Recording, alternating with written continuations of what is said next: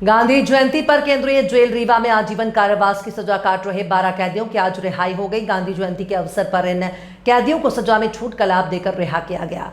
Jail प्रशासन ने निर्धारित प्रक्रिया पूरी करने के बाद इन कैदियों को आज श्रीफल देकर पूरे सम्मान के साथ रिहा किया। ये सभी आरोपी आजीवन कारावास की सजा काट रहे थे। ये कैदी जेल में 14 साल की सजा गुजार चुके हैं। अब उनकी 6 साल की सजा माफ कर उनकी रिहाई की गई है। जेल अधीक्षक SK उपाध्याय ने बताया कि सीधी के 2, सिंगरौली 2, अनूपपुर 3, शहडोल 4 और उमरिया जिले के 1 कैदी को दशहरा के शुभ अवसर पर गांधी जयंती के दिन रिहा किया गया। इनमें से 11 कैदी हत्या के मामले में और एक SC/ST एक्ट के आजीवन कारावास की सजा काट रहे थे। आज इन सभी कैदियों को रिहा कर दिया गया है। सर, आप गांधी जयंती के अवसर पर कैदी छोड़े जा रहे हैं जेल से, क्या नियम है, कितने कैदी यहाँ से रिहा हो गए?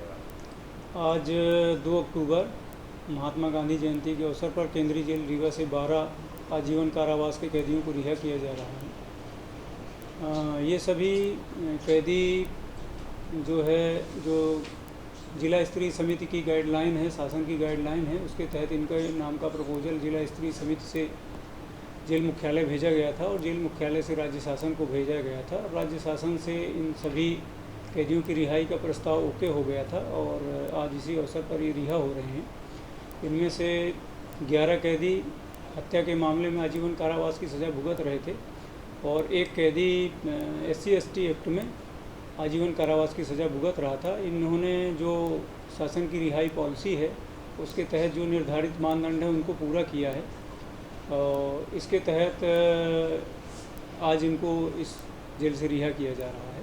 सर, ये जो चयनित होते हैं केवल मतलब एक संख्या है 12, इसके अलावा भी कई लिस्ट गई होंगी, आप यहाँ से की 12 गई? नहीं, देखिए, जो शासन की रिहाई पॉलिसी है उसके तहत जो मानदंड निर्धारित हैं उनके कि किनको रिहाई हेतु पात्र माना जाएगा, किनको रिहाई हेतु अपात्र माना जाएगा, तो वो पात्र कैदी जितने होते हैं उनका पूरा एक लिस्ट बनती है जेल से, स्क्रूटनी होती है।